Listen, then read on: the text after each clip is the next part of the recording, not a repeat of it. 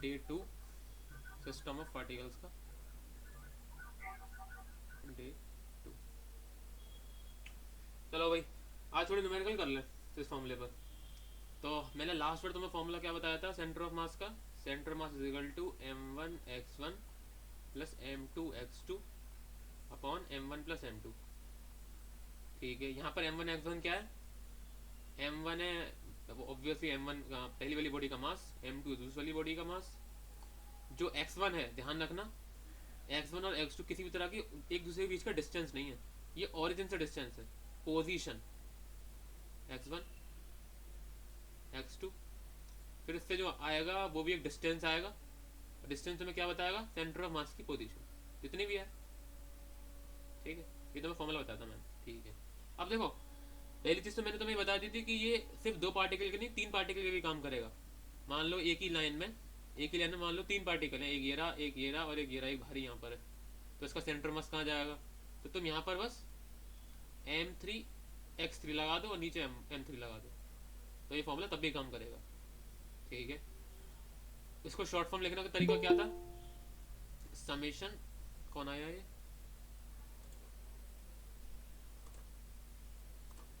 Summation mi(xi) upon sigma mi। Hello.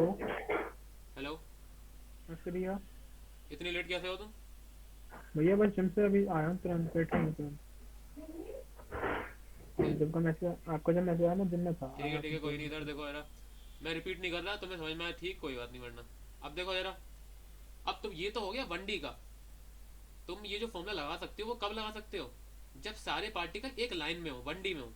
तो तुम क्या करोगे, यहाँ x1 x2 x3 क्या है? ओरिजिन से डिस्टेंस उनका, कि ये मान भैया लो रिपीट x, मत करो, ये तो बता दो क्या बता रहे हो। ये है x2, मैं 1D से 2D में ले जा रहा हूँ ये फॉर्मूला। ठीक। ये है x3। ठीक है, मान लो अभी कोई और पार्टिकल होता तो वो जाता x4, तुम यहाँ पर पुट कर देते। ठीक है, कोई बात नहीं। अब अगर मान लो जो सारे मासेस हैं वो 2D प्लेन में डिस्ट्रीब्यूटेड है, क्या मतलब इसका? इस तरीके से मान लो एक यहाँ पर, एक यहाँ पर, एक यहाँ पर, एक यहाँ पर, एक यहाँ पर, एक यहाँ पर। तो अब सिर्फ इसमें सिर्फ एक्स कोऑर्डिनेट थोड़ा होगा, अब इसमें एक्स कोऑर्डिनेट भी होगा और वाई कोऑर्डिनेट भी होगा, यानी कि x1 कॉमा y1, और इसका मान लो x2 y2, इसका मान लो x3 y3। इस तरीके से सारे पार्टिकल हो जाएंगे। तो बात आती है अब कैसे हम सेंटर ऑफ मास निकालें इन सब का? कहीं ना हो सकता है कहीं ना कहीं यहाँ पर आए कुछ बीच में। ठीक है, तो देखो सेंटर ऑफ मास हमेशा जरूरी नहीं है बीच में होता है, लगभग बीच में होता है, लेकिन सेंटर ऑफ मास डेविएट हो जाता है भारी भारी मास की तरफ। ठीक है, इसमें कोई बात नहीं है। तो बस मैं तुम्हें इतना बताना है कि ये जो सेंटर ऑफ मास का फॉर्मूला है ये 2 बार लगेगा बस, और कोई चेंजेस नहीं आने। कहने का मतलब क्या? एक बार लगेगा, हम सेंटर ऑफ मास 2 बार में निकालेंगे, यानी कि सेंटर ऑफ मास का एक्स कोऑर्डिनेट अलग और सेंटर ऑफ मास का वाई कोऑर्डिनेट अलग। फॉर्मूला कैसे बनेगा? m1x1, या शॉर्ट में लिखता हूँ sigma mi(xi) upon sigma mi, और यहाँ पर क्या आएगा? Sigma mi(yi) upon sigma mi। पहली बात समझ में आई? अगर किसी को दिक्कत हो रही है तो मैं एक्सपेंड करके भी लिख सकता हूँ। कैसे कोऑर्डिनेट निकालेंगे? ये आएगा x coordinate centre of mass का, m1x1 प्लस m2x2, सारे सारे एक्स कोऑर्डिनेट के उनको उनके रेस्पेक्टिव मास से इंटू कर दो और सबका सम कर दो ऊपर, m2x2 प्लस m3x3 करते चले जाओ। और नीचे क्या आएगा? m1 सबका टोटल मास पूरे सिस्टम का। ऐसे ही वाई कोऑर्डिनेट अलग आएगा। अब मान लो उसको सॉल्व करके सब आ गया 0.25, और यहाँ पर आ गया इसका इक्वल वाई कोऑर्डिनेट मान लो 4। इसका मतलब कहाँ पर आएगा? 0.25 ऐसे और 4 ऐसे, तो यहाँ पर आ जाएगा सेंटर ऑफ मास, हम लोकेट कर देंगे। कहने का बस मतलब इतना है, शॉर्ट में अगर मैं बोलूँ, हमने 1D में निकालना सीख लिया था, बहुत अच्छी बात है। अब हम 2D में, अगर 2D प्लेन में मास डिस्ट्रीब्यूटेड है तो अब एक्स कोऑर्डिनेट अलग, वही फॉर्मूला वाई कोऑर्डिनेट का अलग निकालेंगे। मान लो 3D में डिस्ट्रीब्यूटेड है तो यही फॉर्मूले को अब लग जाएगा। फिर क्या आएगा? एक जेड कोऑर्डिनेट भी आएगा। फिर Z coordinate of centre mass is equal to sigma mi(zi) upon sigma mi। किसी को अगर कंफ्यूजन हो तो अभी एक न्यूमेरिकल करेंगे, उससे और क्लियर हो जाएगा। ठीक है, कुछ भी उतारना नहीं था, बस मैं ओवरव्यू दे रहा था आज क्या होने वाला है। ठीक है, आज इसकी न्यूमेरिकल करानी है मुझे, लिखना स्टार्ट कर दो। अभी थ्योरी लिखवाएंगे और कंक्रीट हो जाएगा कॉन्सेप्ट। लास्ट चीज मैंने लिखवाई थी C O M is equal to वो फॉर्मूला, रेक्टेंगल बंद कराया था उसको और इसमें लिखवाया था लर्न इट। ये लिख लिया था तुमने?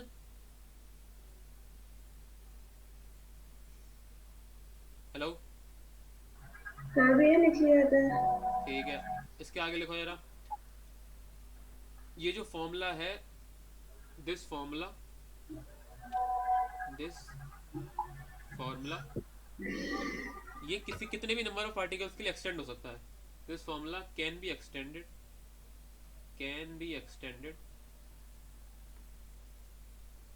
For any number of particles, for any number of particles. ठीक है, फॉर एग्जांपल एक एग्जांपल दे देते हैं। राइट साइड में एक डायग्राम बनाओ। मान लो यहाँ पर है m1, बहुत आसान, अभी आसान टॉपिक चल रहा है, ध्यान रखना। अभी या मान लो यहाँ पर है m3। अभी तो एक ही फॉर्मूला बताया मैंने, अभी फॉर्मूलों की बारात आने वाली है पूरी, और आगे हो सकता है और भी हो। आगे मासेस, ठीक है। मान लो इसका ओरिजिन से डिस्टेंस है x1, और तुम्हें मैंने तो बताई थी ओरिजिन कहीं से भी ले सकते हैं। मैं चाहूँ तो ओरिजिन बीच में ले लूँ, डिस्टेंस सारे बदल जाएंगे, बस और कुछ नहीं होगा। ये हो जाएगा x2, मान लो ये हो जाएगा x3, और ये मान लो हो जाएगा x4। ठीक है, सेंटर मास क्या आएगा? m1 x1, m1 x1 plus m2 x2। आज ही न्यूमेरिकल काफ़ी सारे करने हैं तुम्हें, कर सबको, और आगे ऐसा सम होता चला जाएगा upon m1 plus m2 plus m3, आगे होता चला जाएगा। शॉर्ट में क्या लिखते हैं? सिग्मा लगा के तीसरे टर्म लिखेंगे हम, सिग्मा एम आई एक्स आई अपॉन सिग्मा एम आई। हो सकता है तुम में तो कोई सोच रहा हो कि समीशन के नीचे और ऊपर लिमिट क्यों नहीं लगाई मैंने, कि ये आई 1 से लेके n तक जा रहा है। एक्चुअली में ये शॉर्ट में रिप्रेजेंटेशन होता है, सिग्मा एम आई एक्स आई। इसका मतलब क्या है? जितने भी एम आई एक्स आई है सबका सम कर दो। अब इसमें जो भी लिमिट्स आएंगी वो आपको खुद फिगर आउट करनी है। तो ये मैंने देखा इसमें कंफ्यूजन कम होता है बच्चों को। ठीक है, चलो देखो जरा उसके बाद टिल नाउ। अब इसी चीज़ को हम 2D और 3D में लेके जाएंगे। मैं तुम्हें डायरेक्ट 3D का लिखवा दे रहा हूँ, 3D में आ गया तो 2D में भी आ जाएगा। Till now mass was distributed, mass भैया वाई कोऑर्डिनेट क्यों नहीं मिलता? अभी 1D ये का चल अभी रहा है ना। तो ये ऐसे देख के कैसे पता चलेगा वनडी का चल रहा है? अभी हमने फॉर्मूले से 1D का किया है। ओके, अभी आप 2D पढ़ा रहे थे ना, तो मुझे लगा अरे वो 2D ओवरव्यू दे रहा था वो तो मैं। अब मैंने कल का कंटिन्यू किया थ्योरी के साथ, अब मैं लिखवा रहा हूँ अभी तक till now mass was distributed in 1 dimension, लेकिन अगर 2D और 3D में हुआ तो क्या होगा, फिर इसकी थ्योरी लिखवानी है। ओके। तो मैं आज 2D और 3D दोनों के क्वेश्चन करने हैं, 1D के तो होता आसान है। Till now mass was distributed in 1 dimension.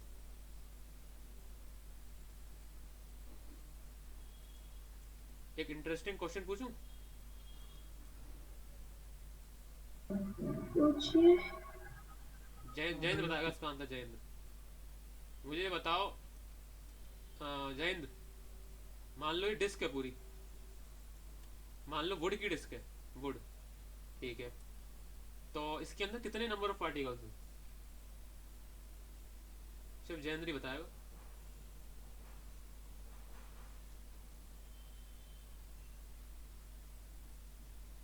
क्या भैया? मैं कह रहा हूँ ये एक वुडन डिस्क है, वुडन डिस्क यानी कि आवाज नहीं मान आ लो, रही, आवाज नहीं आ रही। अच्छा क्वेश्चन के टाइम पे तो आएगी नहीं मुझे पता है। हाँ मैं कह रहा था कि वुडन डिस्क है, तो इसके अंदर कितने नंबर ऑफ पार्टिकल्स हैं?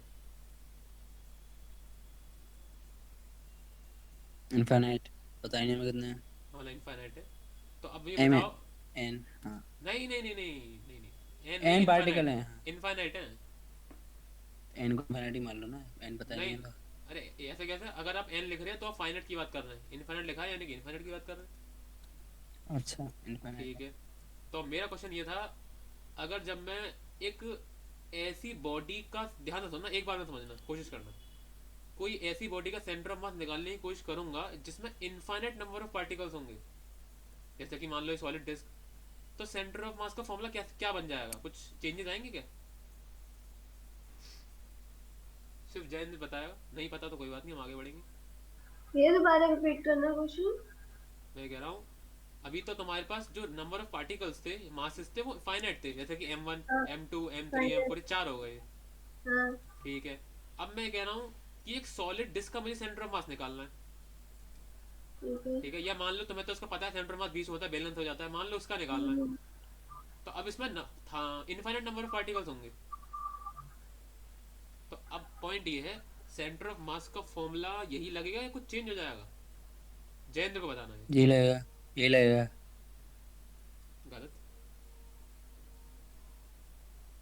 इसमें गलत। पता है क्या? हमारी आवाज चली गई। इन्फिनिटी तक। अ, तुमने सही बोला, लेकिन ये हाँ सिर्फ चली जाएगी मेरी भी। 30-40% ही सही है। इन्फिनिटी तक अगर जा रहा है तो उसका मतलब क्या हुआ? याद करो, पीछे का जितना भी पढ़ा है वो याद करो। जय सॉरी शुभ, आंसर पता है इसका? क्या भैया? इसका आंसर पता है जो मैंने क्वेश्चन बोला अभी? ये मत बोलो तुमने सुना ही नहीं। नहीं पता, नहीं पता। अच्छा बताओ ना क्वेश्चन क्या था।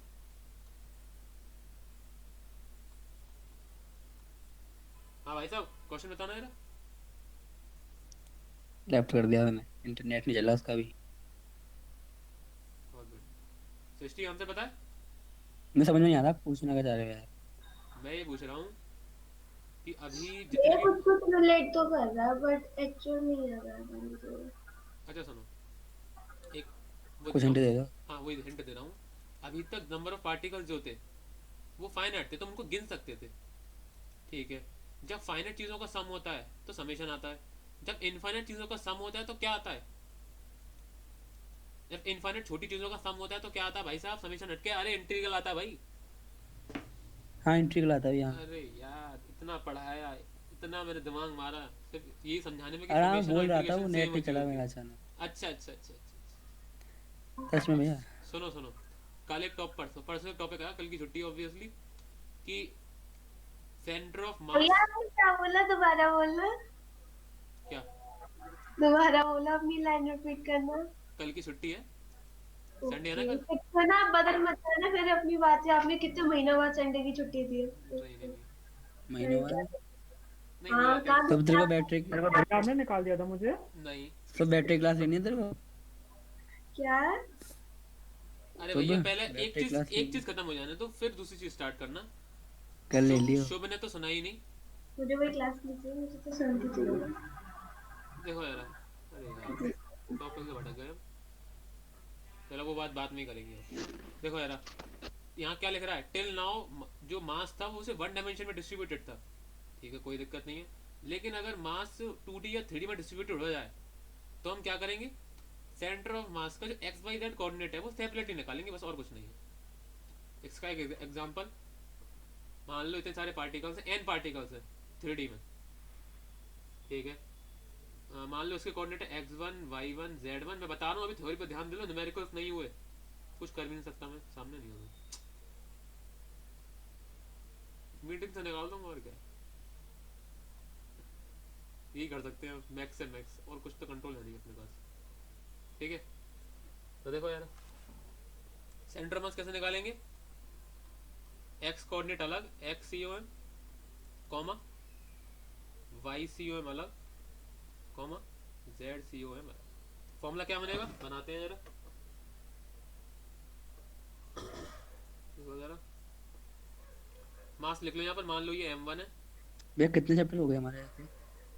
हमारे काफ़ी हो गए। काइनेमेटिक्स, मैथमेटिकल बैकग्राउंड, वो चलो देखो, चलो वो तो मेरा है। नहीं गिनती में ऐसे नहीं। इससे एक मिनट, यूनिट एंड मेजरमेंट। ठीक है। काइनेमेटिक्स, काइनेमेटिक्स में 1D और 2D दोनों आता है। और Newton law of motion, work energy power. मैंने नहीं की। और अब ये अगला चल रहा है, इसके भी इसके दो पार्ट हैं। हम अभी पहले वाले पार्ट पर हैं, सिस्टम ऑफ पार्टिकल्स, फिर रोटेशनल आएगा। वो कहाँ गया कोलिजन? कोलिजन इसी में, ये वाले पार्ट में कोलिजन यहाँ पर। अच्छा फिफ्थ चल रहा है यानी। हाँ। उसके बाद आएगा अपना ग्रेविटेशन, बहुत देखने आसान के चैप्टर है ग्रेविटेशन, ठीक है। भैया कोई हाँ इजी उसमें तो 9th क्लास। नहीं है, कुछ आप इजी करा दो बीच में, जैसे यूनिट हाँ एंड मेजरमेंट इजी ग्रेविटेशन, था। ग्रेविटेशन बहुत आसान है, ये समझ लो। ग्रेविटेशन इतना आसान है कि तुमने सिर्फ अगर थ्योरी भी पढ़ ली, सिर्फ ऐसी रीडिंग लगा रहे हो तुम चैप्टर्स की, तो भी तुम्हें समझ में आ जाएगा, इतना आसान है। तो आपको भैया दिसंबर में फिर पता है वो कराना चाहिए था, हम लोगों की इतनी छुट्टियां हो रही हैं, उसमें थ्योरी पढ़ के वो हो जाता है। खैर वो कोई बात नहीं अभी। भैया और क्रिसमस की हॉलीडेज कितनी होंगी, कितने दिन की होंगी? तब की बात तभी करेंगे, ठीक है। तुम मेरा जल्दी, अरे यार तुम ये एक टॉपिक खत्म नहीं होने दे, तुम पंचायत बहुत कर रहे हो। देखो तो यार, भैया कल ही क्लास रिकॉर्ड कर अच्छा दीजिएगा ये प्लीज। बताओ, आपने वेक्टर की क्लास दे दी नहीं दी? किसकी? पहली वाली? वेक्टर की, वेक्टर वेक्टर की वेक्टर की क्लास। क्लास नहीं दी मैंने। ओ, भैया कब दोगे? देखो मैं सही बता रहा हूँ, सारी चीज़ें भरी हुई है बिल्कुल। तुम ये समझ लो, लोग लॉकडाउन में खाली हो गए होंगे, ज़्यादा फ्री हो गए होंगे, मैं लॉकडाउन में और बिजी हो गया हूँ। भैया ये कल का टाइम निकालो, कल क्लास भी नहीं है। देखते हैं चलो। MI XI upon sigma MI। मैं तो, मेरा मन क्या कर रहा है, जब भी मुझे खाली टाइम मिले, जैसे रात में मिलता है, तो मैं क्लास रिकॉर्ड करके तुम्हें भेज दूँ। मुझे अब यही करना पड़ेगा शायद, क्योंकि टाइम ऐसा मिलना कम हो जाता है। ये मत करो भैया, मुझे डाउट नहीं है तो मैं क्या करूँगा फिर? हाँ ये भी सब है कितनी सर। सभी समझ में आती है ना। देखो वैसे मैं सही से बताऊँ, तुम्हें बेसिक तो आता है वेक्टर्स का, ऐसा कुछ खास नहीं है। तो भैया कितने टाइम निकाल दीजिएगा चलो थोड़ी कर देर लेते से। हैं। अरे भैया सब आता है, आपने इतनी बार रिवाइज करा दी, इतने में तो आ जाना चाहिए था। नहीं अभी भी हो सकता है डॉट प्रोडक्ट में फंस जाए, डॉट प्रोडक्ट क्रॉस प्रोडक्ट में, अभी इसने ऊपरी ऊपरी पढ़ा है ना। आराम से, बहुत आराम से। हाँ वही तो। मुझे वेक्टर के नॉर्मल क्वेश्चन मैंने सब भूल गया वेक्टर वो भी का। नहीं बता पाऊंगा मैं, हाँ मीडियम तुम से तो जो जैन सीधे रहने ही दो, मीडियम। बिना ना रिवीजन ये के सब भूल जाओगे तुम। ये हो गया सब। बिना रिवीजन के। देखो सुनो, जब मैं छोटा था तो मुझे एक बहुत ही बेहतरीन कहानी सुनाई थी मेरे मैथ्स टीचर ने। मैं 8th या 7th में था। बड़ी शरारत करता था। देखो सुनो मेरा, एक इंसान था, ठीक है। वो भगवान से उसने प्रार्थना करी बहुत ज़्यादा।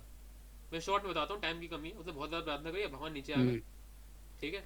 उसने क्या कहते हैं, हाँ। भगवान से क्या मांगा? अमर होने का मंत्र, मतलब उसको अमर होना चाहता था, ठीक है। तो भगवान ने एक सेंटेंस बोला उससे कि तुम जब जब ये बोलोगे, ये सेंटेंस तुम जब जब बोलोगे, तो मौत के खतरे से बाहर आ जाओगे, जवान हो जाओगे एक बार फिर, ठीक है। उसने मतलब अच्छा। भगवान ने बता दिया वो मंत्र, उसने वो याद कर लिया, ठीक है। लेकिन जैसे ही भगवान गए, उसके कुछ 2 दिन बाद वो भूल गया और वो मर गया। मंत्र को। कुछ साल बाद वो मर गया। मोरल क्या है इसका?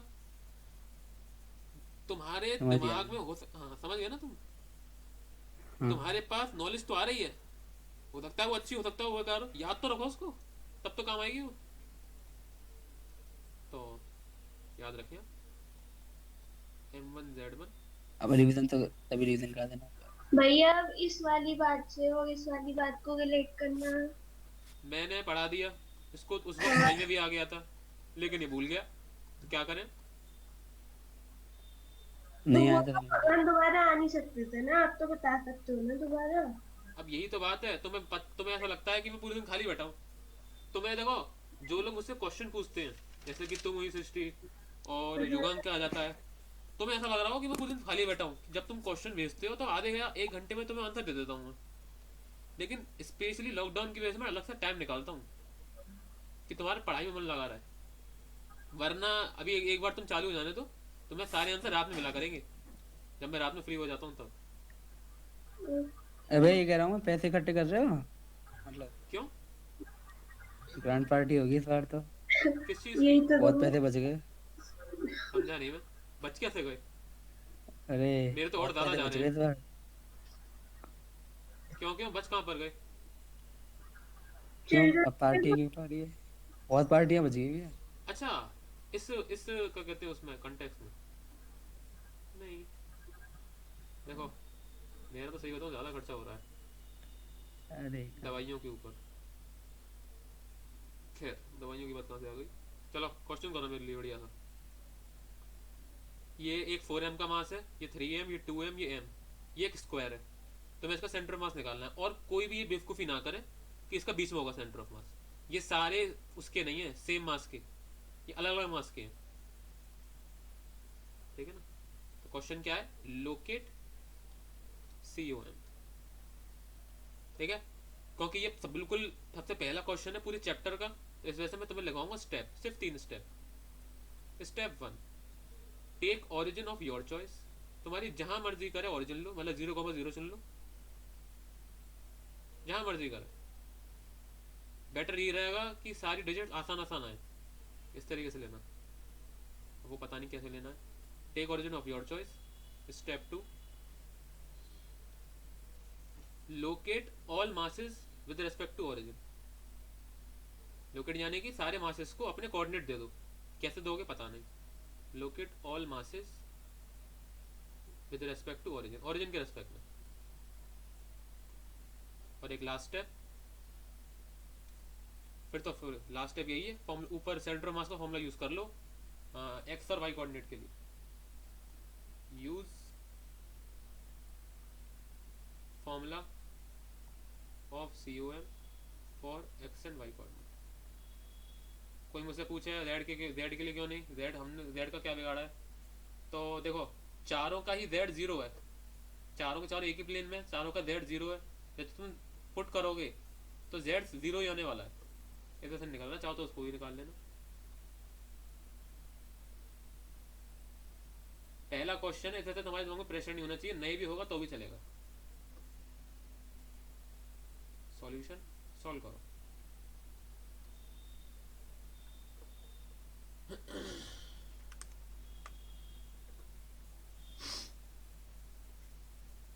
और मैं आंसर बता दे रहा हूँ। सेंटर ऑफ मास आएगा centre of mass, centre of मास की पोजीशन आएगी a/2, 7a/10।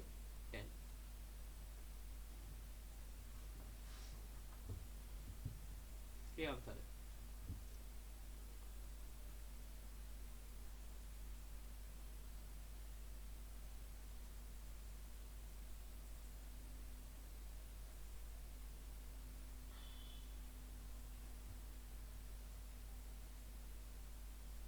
ज़्यादा टाइम नहीं लगना चाहिए क्योंकि आसान है क्वेश्चन।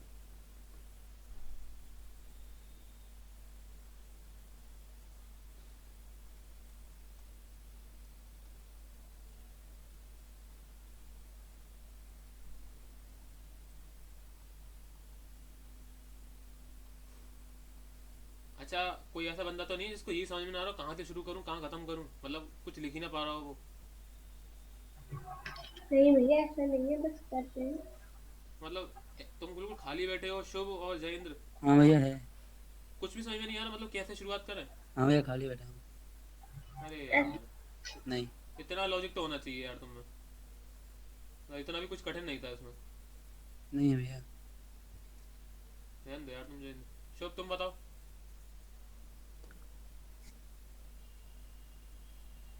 शुभ हाँ आवाज नहीं भैया। आ रही भैया। हाँ भैया। बिल्कुल खाली तो नहीं बैठे तुम, समझ में आ रहा है क्या करना है? ओरिजिन लेना है, फिर कोऑर्डिनेट देने हैं सबको, अभी वो तो मैं कर ही रहा हूँ। मतलब खाली तो नहीं बैठे ना? नहीं भैया, मैं कुछ तो ट्राई कर ही रहा हूँ। हाँ तो वो अच्छी तो सही है, ट्राई करना मेन है, आंसर सही निकालना मेन नहीं है।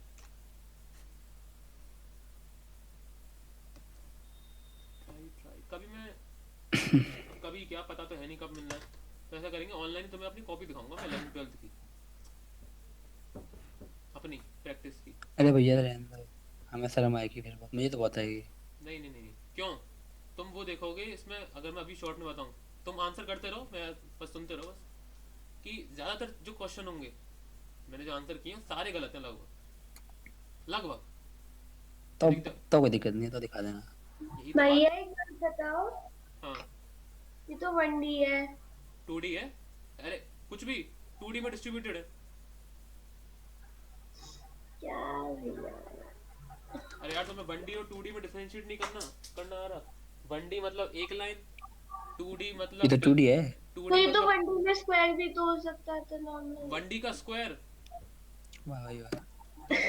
तुम सुन पा रही हो तुम क्या बोल रही हो? भैया देखो मुझे सुनो, आवाज नहीं आ रही। देखो सुनो, 1D होता है एक लाइन, 2D होता है एक प्लेन, और 3D होता है एक वॉल्यूम। ठीक है, इसके नीचे की बात करनी नहीं है, तुम्हारे कोर्स में नहीं है, तो तुम अभी 1D 2D 3D पे रहो। अच्छा ठीक है, ओके। तो अभी ये प्लेन में है,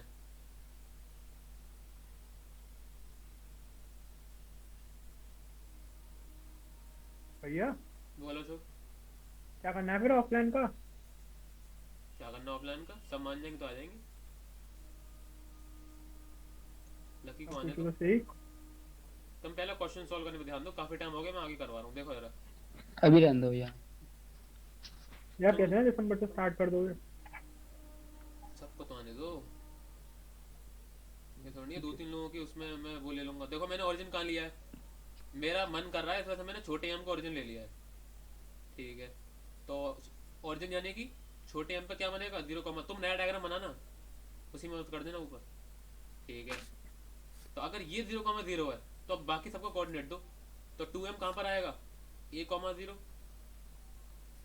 ठीक है। 4m कहाँ आएगा, 0,a। तो मैं नहीं भी आता कोई दिक्कत नहीं है, बिल्कुल नया क्वेश्चन है बिल्कुल। और 3m का क्या आएगा, a,a। और इस तरह क्वेश्चन सॉल्व हो चुका है। आपको क्या करना है, वैल्यू पुट करनी है। चलो एक्स कोऑर्डिनेट निकालते हैं सेंटर ऑफ मास का। पहले इसको पकड़ते हैं, पहले इसका मास, इसका x coordinate m1 x1 plus इसका मास 2m, इसका एक्स कोऑर्डिनेट a प्लस उसका मास 3m, उसका एक्स कोऑर्डिनेट a प्लस चौथे का मास 4m, इसका एक्स कोऑर्डिनेट 0। और नीचे क्या आएगा, सारे मासेस का सम, यानी कि m plus 2m plus 3m plus 4m। X coordinate आ गया, सॉल्व कर लेना इसको। ये तो पूरा कटेगा, 0 और 0 पूरा है, ठीक है। वाई कोऑर्डिनेट निकालो जरा, वाई कोऑर्डिनेट बिल्कुल सेम, मास लो पहली वाली बॉडी का, उसका वाई कोऑर्डिनेट प्लस दूसरी वाली बॉडी का मास, दूसरी वाली बॉडी का वाई कोऑर्डिनेट प्लस तीसरी वाली बॉडी का मास, मैं थक गया, बोर हो रहा हूँ मैं, तीसरी वाली बॉडी का y coordinate plus fourth body का मास इनटू उसका वाई कोऑर्डिनेट क्या था, ए अपॉन लाइन टेढ़ी हो गई, अपॉन m प्लस 2m। अब तो ये तो सॉल्व कर लोगे, क्या आ रहा है आंसर, ये पूरा जाएगा। तो ये देखो जरा 7a/10। हाँ एक्स नहीं, एक्स कोऑर्डिनेट a/2 आएगा, वाई कोऑर्डिनेट क्या आ रहा है 7a/10। समझ में आया क्वेश्चन, कुछ भी भयानक नहीं था इसमें, सिंपल था। जल्दी बताओ सब लोग, आगे बढ़ते हैं सर। सृष्टि शो, क्वेश्चन समझ में आया, एक मिनट डायग्राम दिखा देना बस। आ गया भाई। ठीक है। डायग्राम दिखा दो। अच्छा अगर मैं यहीं पर एक क्वेश्चन दे दूं कि एक ट्रायंगल है, तो तुम क्या करोगे, अब भी यही करोगे, कोऑर्डिनेट दोगे ओरिजिन के रिस्पेक्ट में और सेम काम करोगे, ठीक है। और देखो ये जो मेथड है बहुत ज़्यादा लंबा है, मैं तुम्हें एक ऐसा तरीका बताऊंगा जब तुम इसमें महारत हासिल कर लोगे कि तुम क्वेश्चन देखोगे इस तरह का और दिमाग में आंसर बता दोगे क्या क्या। भैया एक बात बताओ, हाँ हमसे क्वेश्चन ये तो पूछने के लिए नहीं आएंगे कि यहाँ पे सेंटर ऑफ मास क्या है, हमें तो पूरा क्वेश्चन होगा उसे सेंटर ऑफ मास लगा के सॉल्व करना पड़ेगा। तो अगर एक चीज क्या है, समझा समझे? नहीं, क्वेश्चन नहीं समझा। मैं पूछ रही हूँ सीधा क्वेश्चन, ये तो आएगा नहीं कि सेंटर ऑफ मास बता दो इस क्वेश्चन का, बस आता है आता है आता है ऐसा भी आ जाता है। हाँ ये कोई आसान क्वेश्चन नहीं है, मतलब आसान है लेकिन ये 1 मार्क्स में आ जाता है ये वाला क्वेश्चन सीबीएसई तो में। मतलब वो जो होंगे बड़े वाले क्वेश्चन उनमें तो हमें सेंटर ऑफ मास खुद सोच के लगा हाँ के हाँ फिर हाँ आगे हाँ हाँ हाँ करना बिल्कुल होगा। बिल्कुल बिल्कुल बिल्कुल तो बिल्कुल उसमें सही इतना बात। टाइम अगर इसी में निकल गया तो फिर हाँ वही तो बात है, तभी तो तुम्हें प्रैक्टिस करवाई जा रही है। तो मैं मान लो एक अभी मैं क्वेश्चन कराऊंगा इसी चैप्टर में कि एक चैन है, इस तरीके से चैन रखी हुई है हेमिस्फीयर पे, ठीक है। इस चैन का मास है मान लो m, इसकी पोटेंशियल एनर्जी निकालनी है तुम्हें मान लो, तो तुम इसका मास लोगी, ठीक है, g लोगी, ठीक है। अब बात आती है हाइट की, तो तुम्हें हाइट निकालने के लिए क्या करना पड़ेगा, पहले इस चेन का सेंटर ऑफ मास निकालना पड़ेगा, उसकी हाइट तुम्हें लेनी है यहाँ से नीचे से, फिर वो तुम यहाँ लगाओगे, तब जाके पोटेंशियल एनर्जी आएगी, फिर आगे क्वेश्चन आगे बढ़ेगा, जो भी आगे क्वेश्चन करवाए। तो ओवरऑल तुम्हें किसी भी एक्सटेंडेड बॉडी में न्यूटन लॉज ऑफ मोशन लगाने होंगे तो हर जगह सेंटर ऑफ मास आएगा। मैं बता चुका हूँ वैसे जल्दी से। हाँ, अब देखो जरा, तुमने अभी तक जो सेंटर ऑफ मास निकालना सीखा है वो कैसे कैसे सीखा है कि तुम्हें जो इनपुट दिया जा रहा है वो सारे मासेस के कोऑर्डिनेट दिए जा रहे हैं कि मान लो पहला मास है 2,1 पर, दूसरा मास है 3,2 पर, इस तरीके से। अगर तुम्हें सारे मासेस के वेक्टर दे दिए जाए तो क्या होगा? फॉर एग्जांपल मान लो एक पहला वेक्टर, सॉरी पहला मास ये है, दूसरा मास ये है, तीसरा मास ये है। अब तुम्हें कोऑर्डिनेट नहीं दे रखे, तुम्हें दे रखा है इसका पोजीशन वेक्टर कि मान लो ये है 2i cap plus 3j cap. Jayendra बोलेगा क्या दिक्कत है, ये अगर 2i प्लस 3j पे है ना, इसका मतलब इसका कोऑर्डिनेट है 2,3। बिल्कुल सही बोल रहा है वो, लेकिन हमें वेक्टर में भी करना आना चाहिए। तो हम यही वाली चीज पढ़ेंगे सेंटर ऑफ मास की, लेकिन वेक्टर नोटेशन में। ठीक है, ये क्या बताया अभी? अरे यार भैया आपको आवाज आई थी उसकी? नहीं, तो फिर आपने क्यों बोला कि ये बोल रहा है वो? अरे मैंने इन जनरल बोला था कि अगर कोई ऐसा सोचे तो बिल्कुल सही सोच रहा है। अच्छा अच्छा, मान लो नहीं आपने टाइम का एग्जांपल लिया था ना, तो देखो, मुझे मान लो लगा ये, मेरी सुनो आवाज सुनो, नहीं आ रही। ये 2i प्लस 3j कैप है, ये वेक्टर। हाँ, इसका मतलब क्या हुआ कि ये 2 है और ये 3 है। जल्दी बताओ। हाँ ठीक है, इसका मतलब इस पॉइंट का कोऑर्डिनेट क्या हुआ? 2,3। हाँ इतना ही तो कहने का मतलब ये है, अगर तुम्हें वेक्टर में सारे पोजीशन सारी वेक्टर में दे रखी हैं तो या तो तुम वेक्टर को पहले कोऑर्डिनेट में कन्वर्ट करो, उसके बाद ये वाला ये सब चीज़ें लगा दो, या फिर एक डायरेक्ट तरीका होता है वेक्टर से करने का, तो वो मैं बता रहा हूँ, centre of mass in vector notation. ठीक है, देखो जरा, 3 equations for finding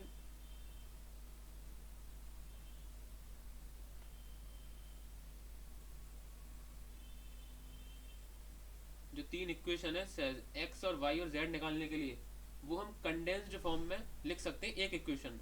3 equations for finding x centre of mass, y coordinate of centre of mass, z coordinate of centre of mass respectively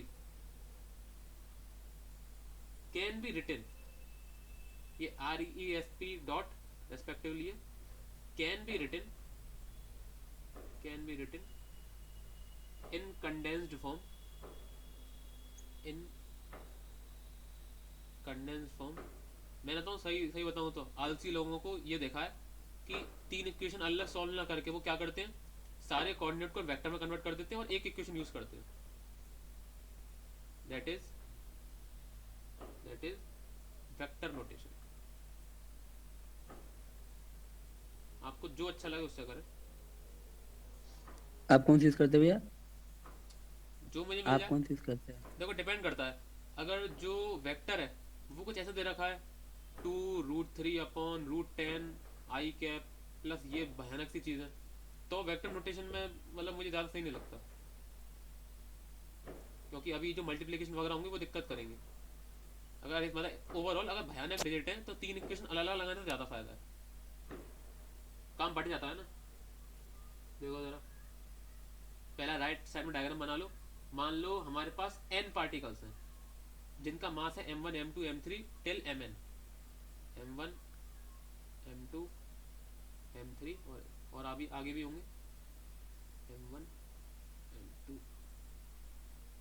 m3 और आगे होंगे। m1 की जो position vector है, पोजीशन वेक्टर क्या होता है? एक ऐसा वेक्टर जो ओरिजिन से, मैं फिर से बता दे रहा हूँ, पहले भी बताया था, पोजीशन वेक्टर वो वेक्टर होता है जो ओरिजिन से किसी पार्टिकल की पोजीशन पॉइंट करता है। फॉर एग्जांपल ओरिजिन से ये किसको पॉइंट कर रहा है, इसकी टिप पे कौन बैठा है? m1, तो ये m1 का पोजीशन वेक्टर है। पोजीशन वेक्टर ज्यादातर r से रिप्रेजेंट किया जाता है, r1 मतलब कि फर्स्ट का है, और ये वेक्टर है तो वेक्टर तो आएगा ही। और ये क्या आ गया? पोजीशन वेक्टर पोजीशन बताता है मतलब ओवरऑल। r2 r3 और आगे भी होंगे ऐसे। ठीक है, तो यहाँ पर थोड़ी थोड़ी थ्योरी लिखते हैं। If m1, m2, m3 till mn are n masses with जिनका r1, r2, r3 till rn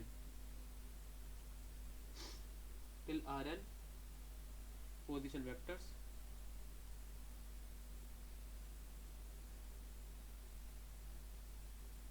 ठीक है।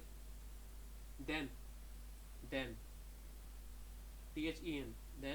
पोजीशन ऑफ, तो देखो हमने सारे इनपुट किस में दिए हैं, मतलब जितनी भी चीज़ें वो वेक्टर फॉर्म में सारी पोजीशन।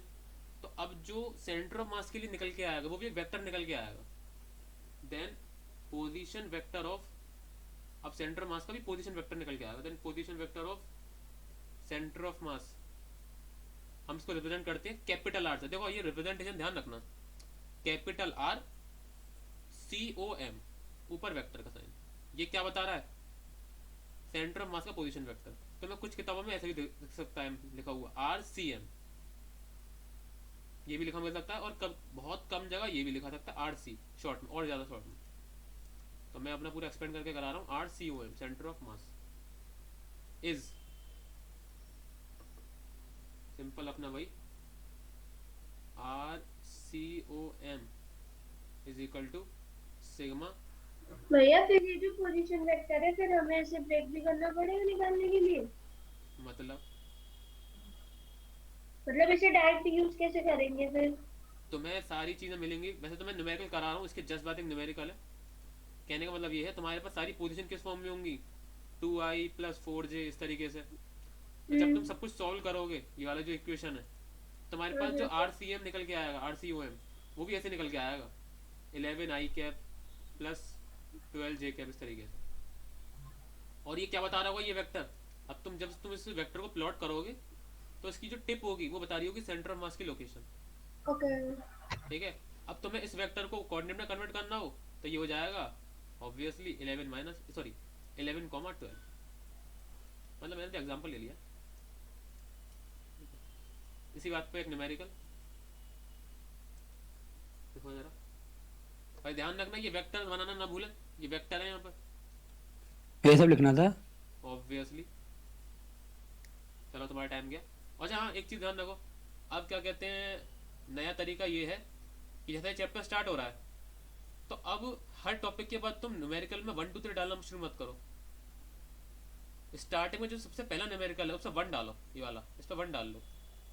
अब कोई नया टॉपिक स्टार्ट हो या ना हो, तुम्हारी 1 2 3 चालू रहनी चाहिए। ठीक है। फॉर एग्जाम्पल अब हम नए टॉपिक का न्यूमेरिकल करा रहे हैं तो तुम इस पर डालो क्वेश्चन 2, दूसरा क्वेश्चन है। ठीक है, लिखो जरा, 3 masses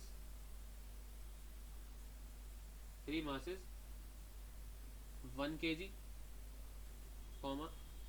2 kg, 4 kg with position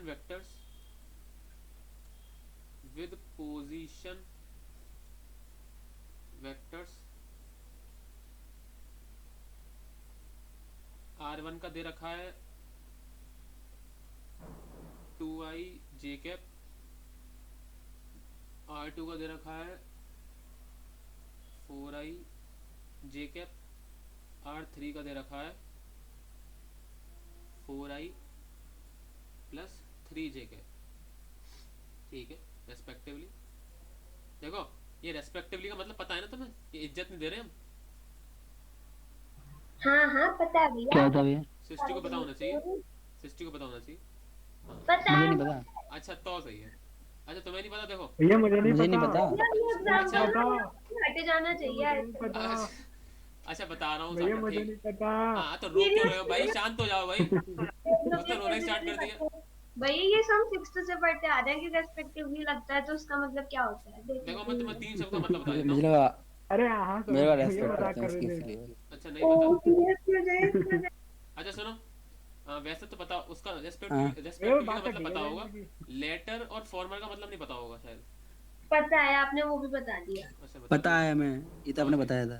तो सही और मैं आएगा मुझे लेटर सब पीछे। पता है। सही है फिर सही, और अच्छी बात है। रेस्पेक्टली इसका नहीं पता मुझे, रेस्पेक्टिवली का। देखो एक बार में सीरियसली बोला करो, अब इस बात में इतना सारा टाइम चला गया, बताए कि नहीं जयेंद्र, ये बताओ एक बार में।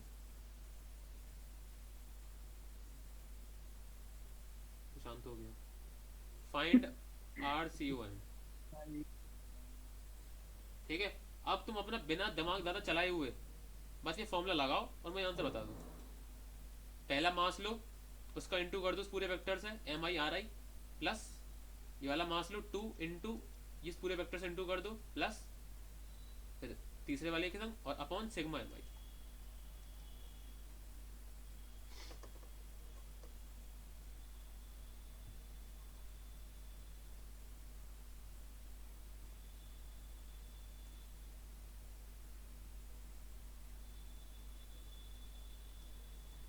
बहुत आसान टॉपिक चल रहा है। अभी हम फाउंडेशन क्रिएट कर रहे हैं पूरे चैप्टर की, सेंटर ऑफ मास। 1 + 2 + 4 भैया रिकॉर्ड कर रहे हो आप? नहीं, आप तो कह रहे थे करने की। कोई बात नहीं, ये कल कर लेना। देखते हैं कल की कल बात करेंगे। कल क्या, कल तो छुट्टी है। रिकॉर्ड नहीं कर रहे भैया आप? अच्छा हाँ, कल तो छुट्टी है। बढ़िया। तो वेक्टर करा दो कल। वेक्टर नहीं, कोई टाइम नहीं है। ये भैया कल करा दो ना,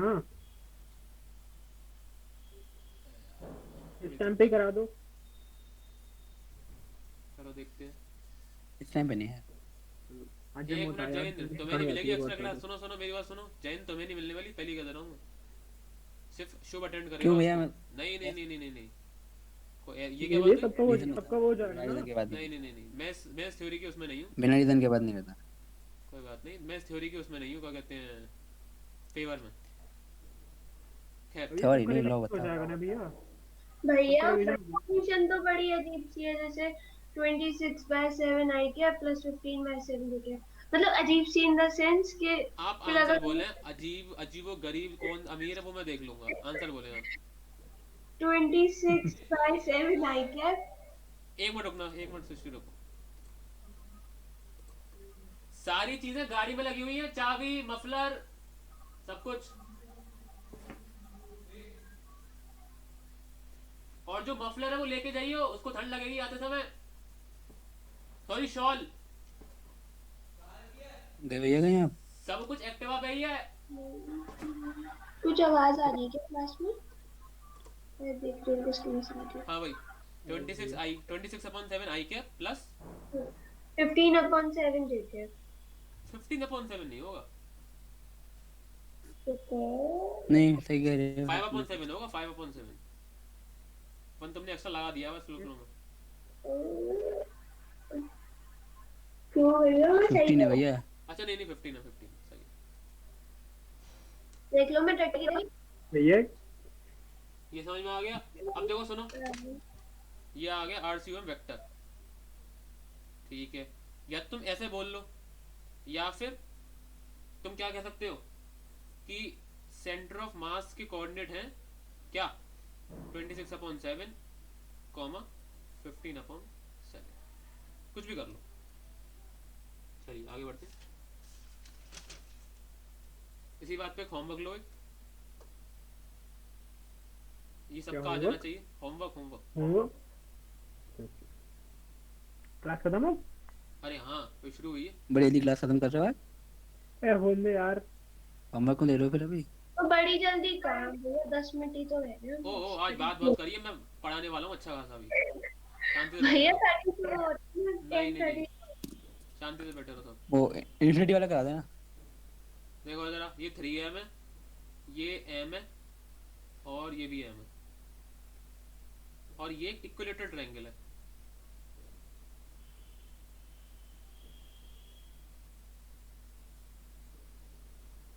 फनी सी डायग्राम बनाओ, उसका बनाना है भैया। ठीक है, इक्विलेटरल ट्रायंगल, इसकी साइड दे रखी है ए ए, और बहुत सिंपल, लोकेट COM। ऊपर वाली चीजें लगाएं आप, कौन सा निकाल लो, ठीक है। क्वेश्चन नंबर 4, ये होमवर्क नहीं है, ये कराना है मुझे अभी। करना शुरू करें ना। नहीं नहीं, ये होमवर्क है, घर पे करना। हाँ आधा अभी एक ये होमवर्क नहीं है, अब अभी करना है मुझे, अब बोल लो कि ये होमवर्क है।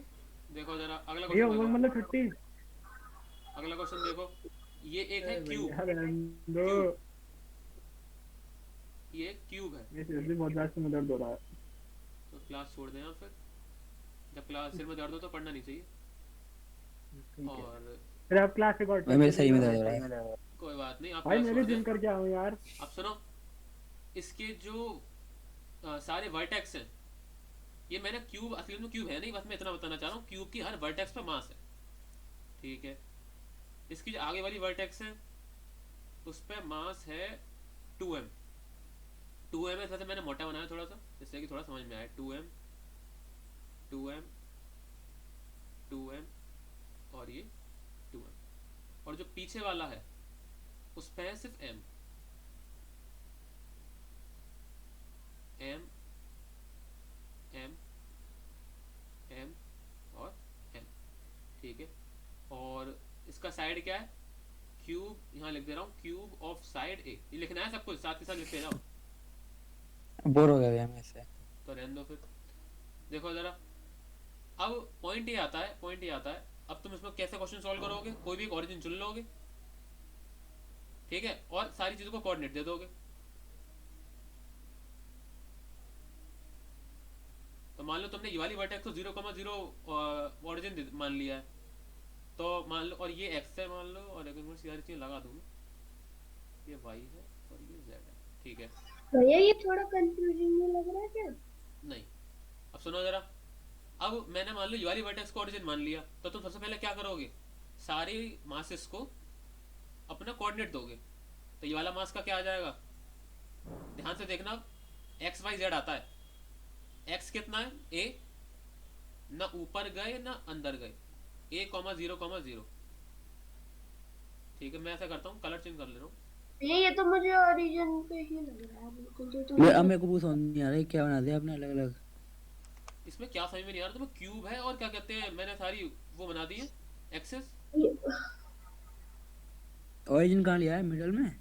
ये वाला, ये ओरिजिन, ये वाली वर्टेक्स, पीछे वाली वर्टेक्स, ये वाला एम, ये जो तो दिख ये रहा तो है जीरो पे अच्छा होना चाहिए था ना, 0 0 0। हाँ वही लिया भाई साहब, जीरो कॉमा जीरो नहीं कॉमा जीरो है। भैया मैं भाई नहीं हूँ। अरे हाँ, मतलब वही 0,0। भाई नहीं, अभी आपने बोला था ना इसका 1,0 हो गया। अरे मैं इसका बोल रहा था भाई। किसका? अच्छा, मैं तुम्हें वो दिख तो नहीं रहा कैसे होगा, पता चलेगा आप किसका बोल रहे हो, बताओ। ठीक है, मैं सर्कल कर दे रहा हूँ, मेरी फॉल्ट। हम ओके। बात कर रहे हैं इसकी। तो देखो यार, ये क्या होगा, a comma zero comma zero, x में कितना गए ए, वाई में कितना गए 0, और जेड में कितना गए 0, ठीक है। अब हम बात कर रहे हैं इस वाले वर्टेक्स की। तो देखो जरा, इसका क्या होगा, पहले एक्स में गए ए, फिर वाई में गए ए, फिर जेड में बिल्कुल नहीं गए 0, ठीक है। अब हम बात करें इस वाले वर्टेक्स की, तो ये हो जाएगा 0,a,0। अब हम बात कर रहे हैं ये वाले वर्टेक्स की। अब यहाँ दिक्कत होगी, हो सकता है तुम्हें। तो देखो, इस वाले वर्टेक्स पर जाने के लिए हम एक्स में बिल्कुल नहीं चले, यानी कि 0, ठीक है। वाई में चले हम ए, यानी कि ए, फिर हम जेड में चले ए, तो 0,a,a, पूरी इमेजिनेशन बेस्ड है, ठीक है। अरे एक पूरा निकल गया, ए हाँ आ गया, ठीक है। हाँ ये हो गया, ये वाला कोऑर्डिनेट हो गया, ये वाला रह गया। ये वाला देखो, इसका कैसे होगा, ए कॉमा ए कॉमा ए, ठीक है। ये कैसे आएगा, नीचे वाला ए कॉमा, ना बिल्कुल ऊपर नहीं गए, फिर सीधे जेड में गए हैं, ए कॉमा 0,a, ठीक है। ये वाला कैसे आएगा, ना एक्स में चले, ठीक है, ना वाई में चले, ठीक है, फिर सीधे जेड में चले।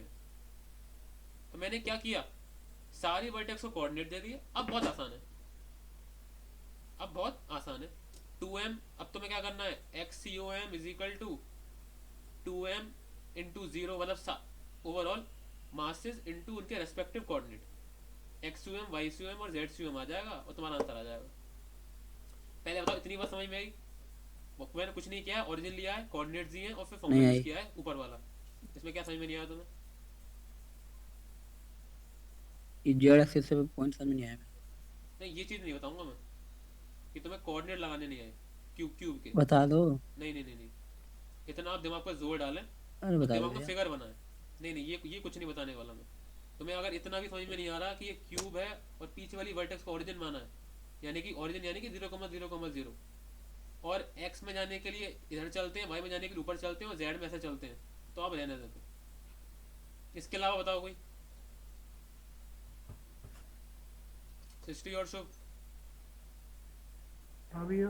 समझ में आया ये वाली चीज? आगे भी हम लोग। पॉइंट इतना है कि ये जो मेथड है बहुत ही ज़्यादा लंबा है। अगर आप कंपटीशन में ऐसा करने बैठे तो हो गया काम। ठीक है, ये फिर तो हम यही करते रहेंगे और कुछ हाँ नहीं कर वही तो। पाएंगे। पहले तो तुम कम से कम 5 मिनट तुम्हारे कोऑर्डिनेट देने में चले जाएंगे, फिर तुम फॉर्मूला यूज़ करोगे, फिर तुम उसको सॉल्व करोगे, फिर तुम क्रॉस चेक करोगे कौन सा सही है कौन सा गलत है। तो बात ये आती है, तुम्हें ये उसमें भी मेथड। एक आध गलती हो गई तो फिर तो हो हाँ गया हाँ काम। हाँ, उसमें भी गलती हो सकता हो जाए।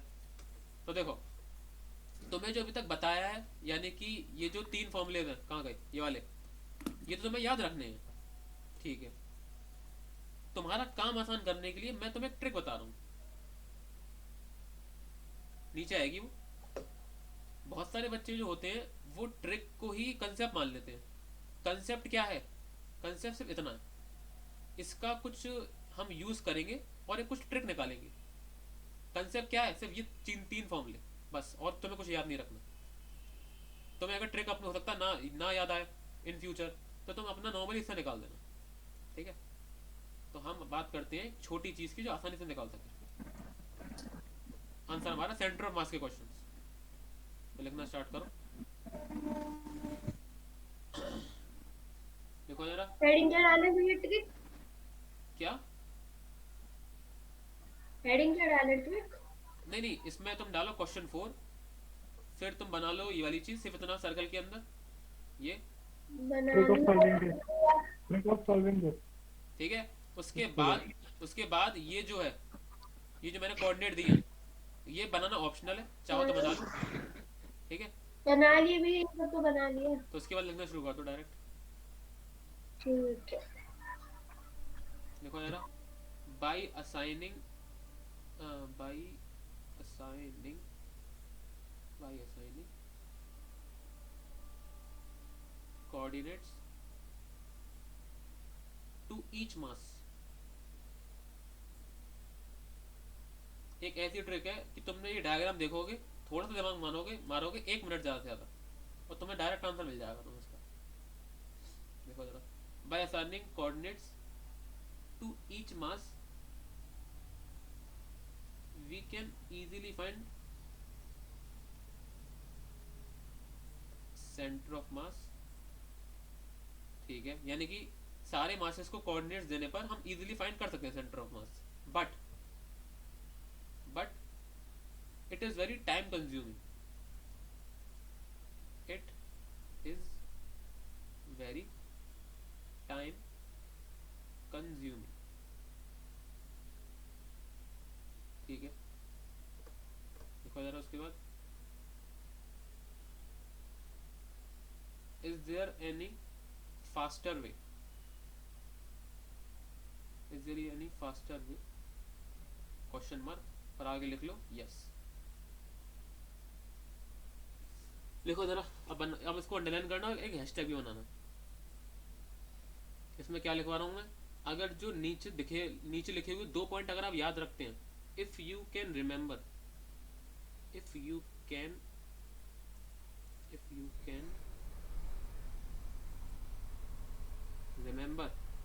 दीज 2 पॉइंट्स, नीचे जो मैं लिखवाने वाला हूँ।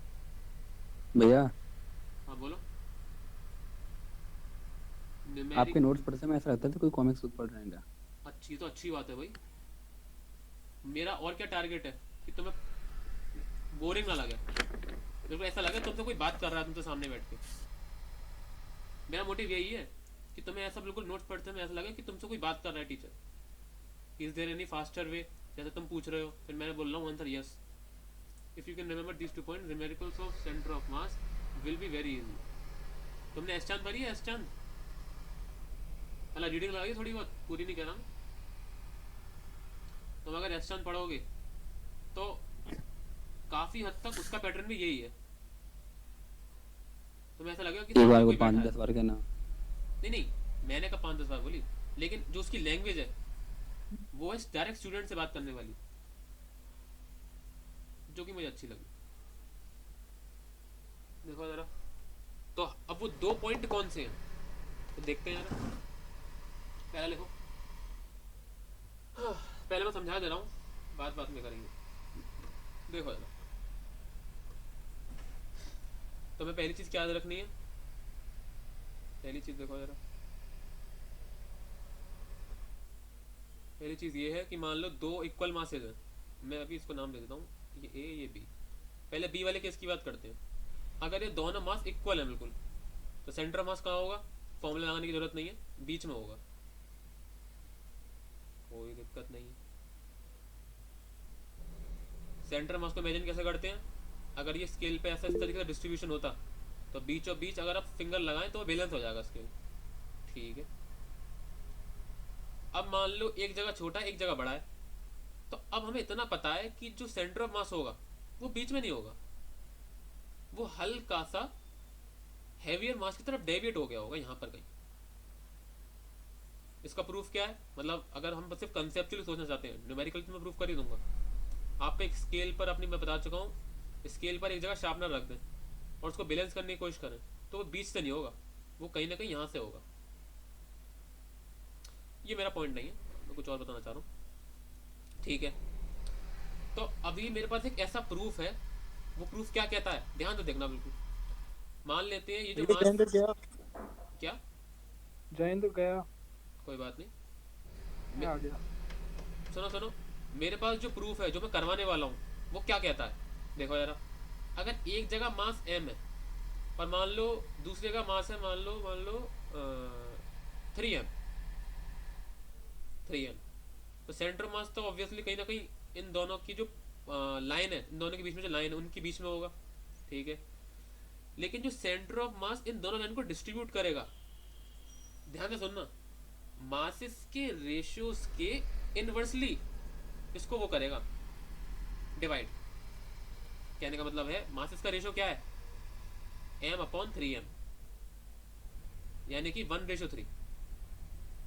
तो जो सेंटर ऑफ मास होगा वो लाइन को 3:1 में डिवाइड करेगा।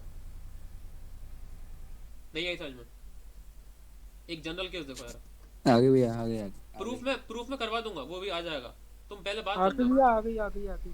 एक चीज लास्ट चीज सुन लो। मान लो एक जगह m1 है और एक जगह m2 है, तो इसका जो बीच में कहीं ना कहीं सेंटर मास होगा, तो सेंटर ऑफ मास जो इस लाइन को डिवाइड करेगा वो करेगा m2:m1। इसका प्रूफ मैं करवा रहा हूँ। ठीक है, चलो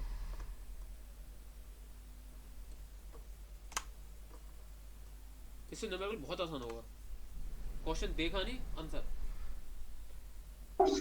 भैया वो मुझे समझ नहीं आया पर ये वाला। नहीं मैंने क्या बोला तुम्हें समझ में ये आना चाहिए, कैसे आया ये नहीं आना चाहिए, वो मैं करवा रहा हूँ अभी। नहीं क्या बोला, मतलब ये समझ में आया कि हाँ इससे इजी हो जाएगा, ये पर 1:3 ये सब क्या क्या किया मेरे को कुछ समझ नहीं आया। मान लो ये 2 मीटर है दोनों मास के बीच में। ठीक है, हाँ, ये ठीक मान है। लो एक जगह रखा है 2 kg मास, एक जगह रखा है 3 kg मास। ठीक है, उस साइड होगा थोड़ा थोड़ा सा कहीं इस साइड होगा। ठीक है, हाँ ठीक है, राइट में।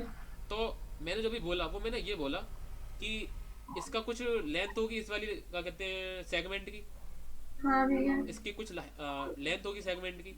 तो जब आप इनका रेशो निकालेंगे तो वो आएगा 3:1, सॉरी 3:2। क्यों? अरे क्यों का आंसर मैं दे रहा हूँ, तो पहले बात तो समझो। ये बात समझ में आई कि नहीं? तो 3:2 आएगा, ये याद करना है। याद नहीं फिर करना मास है यार, दोनों कितनी का। बार बताऊं मैं डिराइव करने वाला हूँ ये वाली चीज अभी। अरे मास ही तो है ना भैया। हाँ, मास का रेशियो है, इनवर्सली वो करता है डिवाइड। ठीक है। ठीक है, प्रूफ तो मैं करा ही रहा हूँ। लिखो जरा। आवाज नहीं आ रही भैया आपकी? अरे तुम्हें समझ में आ गया था ना वो इनवर्सली रेशियो वाला, तो तुम लिख लो centre of mass is closer. अरे एक चीज और देखो, मैंने एक न्यूमेरिकल कराया था ना, ये वाला कहाँ गया, ये वाला। तुम जरा इसको प्लॉट करके देखो। हमारे पास 4 वो थे मासेस, हमने इसका सेंटर मास निकाला था, तो देखो इसको प्लॉट करो। a/2 comma 7a/10। 7a/10 क्या है? 0.5 से a/2 से ऊपर आएगा, कहीं ना कहीं यहाँ पर आएगा ये यहाँ पर कहीं। ये है सेंटर ऑफ मास। अगर आप उसको प्लॉट करेंगे तो तुमने एक चीज देखी, जो सेंटर ऑफ मास है वो डेविएटेड है बाहरी मासेस की तरफ। ये बताना भूल गया। अगर हर जगह एम होते सारी वर्टेक्स तो क्या होता? बिल्कुल बीच में। तो मैं कैलकुलेट करने की जरूरत नहीं है, सिमेट्री से आ जाएगा ये तो। लेकिन यहाँ पर क्या था? सेंटर ऑफ मास थोड़ा सा हैवी चीजों के लिए डेविएट था। इमेजिन कैसे करना है इसको? एक कॉपी लो, वो तुम पहले करते थे, एक उंगली पर कॉपी को घुमाते थे बीच में रख के। तो कॉपी को घुमाना नहीं है, बिल्कुल बस उंगली पर स्टेबल रखना है एक जगह। कभी नहीं तो घुमाया पाया। अरे वो तो अलग चीज है, तुम्हें बस स्टेबल रखना है। एक इधर जगह कोई भारी चीज रख दो यहाँ पर और यहाँ पर, तो वो बीचों बीच से बैलेंस नहीं होगी तुम्हारी फिंगर से यहाँ पर, तो वो कहीं ना कहीं थोड़ा आगे से होगी। मान लो कहीं ना कहीं यहाँ से, ठीक है? तो मैं बता रहा था उसमें इमेजिन करने के लिए। ये ऐसा करो, बना भी लो डायग्राम में ये चीज। ये क्या है? a/2 comma 7a/10।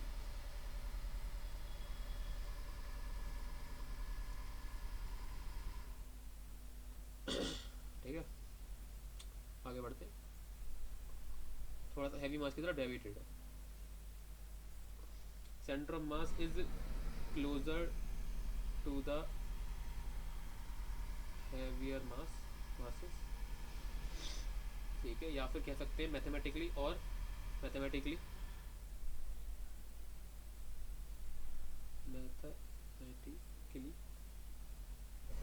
अब स्टेटमेंट वही आएगा। थोड़ी इसकी इंग्लिश थोड़ी सी भयानक हो सकती है, भयानक तो नहीं, ठीक होगी। मैथमेटिकली फॉर बस स्क्रीन नहीं आई है आपकी। सृष्टि और शुभ, स्क्रीन नहीं आ रही क्या? आ रही है भैया।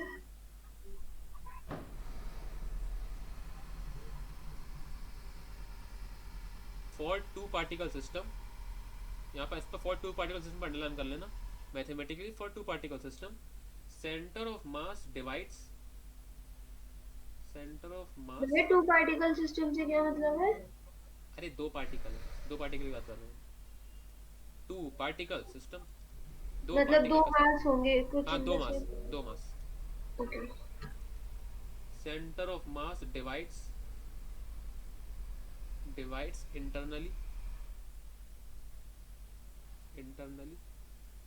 the line joining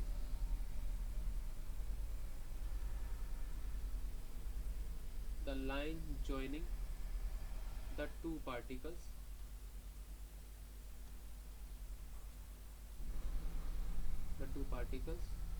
in inverse ratio of their masses, in inverse ratio of their masses। इसको वो कैसे करेंगे? एक एग्जांपल, अभी लाइन समझा रहा हूँ, एग्जांपल लिख लो कि मान लो ये है यहाँ पर m और ये है मान लो 4m। तो जो सेंटर ऑफ मास होगा वो कहीं यहाँ ऊपर होगा, और ये जो लाइन डिवाइड होंगी वो किस में होंगी? 4:1 में। ठीक है, अब इसका जरा इसका हिंदी देखो। मैथमेटिकली अगर दो पार्टिकल है सिस्टम में, तो जो सेंटर ऑफ मास होगा, ये जो सेंटर ऑफ मास है वो डिवाइड करेगा किसको? अभी इंटरनली को तो भूल जाओ, अभी इंटरनली का मतलब समझाएंगे। किस लाइन में डिवाइड करेगा? The line joining the two particles. Line कौन सी जॉइन कर रही है? यहाँ से लेकर यहाँ तक, the two particles in inverse ratio of their masses. इस लाइन का मतलब तुम्हें समझ में आ जाना चाहिए कि अगर मासेस का रेशो a/b आ रहा है, तो जो सेंटर ऑफ मास डिवाइड करेगा लाइन को वो करेगा b/a। प्रूफ अभी आगे आ रहा है। ठीक है, बात आती है इंटरनली का क्या मतलब है। तो अब मुझे पता नहीं है तुम्हें कितना पता है। इंटरनली भैया शायद पता है थोड़ा सा, क्योंकि एक्सटर्नली भी हाँ पढ़ा हाँ था। हाँ, उसमें वो एक्सटर्नली लाइन को आगे से बिल्कुल कट सही है। करती है। हाँ, वो अगर एक्सटर्नली मान लो ये m है, m नहीं देते अभी, कोई दो पार्टिकल a और b, तो अगर कोई पॉइंट यहाँ पर है तो वो ए बी लाइन को एक्सटर्नली बाइसेक्ट कर रहा है, डिवाइड कर रहा है, और अगर कोई पॉइंट यहाँ पर है इनके बीच में, तो वो ए और बी को इंटरनली डिवाइड कर रहा है। सेंटर ऑफ मास हमेशा इंटरनली करेगा, ऐसा नहीं हो सकता ए यहाँ पर है, बी यहाँ पर और सेंटर ऑफ मास यहाँ पर हो कहीं बाहर। ठीक है, इमेजिन कैसे करें, अगर ए और बी दो पार्टिकल हैं, उनको तुम्हें बैलेंस करना है, तो तुम्हें कहीं बाहर पे हाथ न लगाओगे। कहने का मतलब है मान लो कोई रूलर है, बिल्कुल लाइट है, एक मास यहाँ रखा है, एक मास यहाँ रखा है, तो उसको बैलेंस करने के लिए तुम फिंगर यहाँ तो ना लगाओगे, इन दोनों कहीं ना कहीं बीच में तो लगाओगे। अब बीच में कहाँ लगाओगे, उसके उस मास के ज़्यादा पास जो ज़्यादा भारी है। कितना भारी है वो तुम फॉर्मूले से निकाल सकते हो। तो स्टेट में मैंने समझा दिया, आइए देखते हैं इसका प्रूफ कि हम क्यों माने। देखो जरा प्रूफ।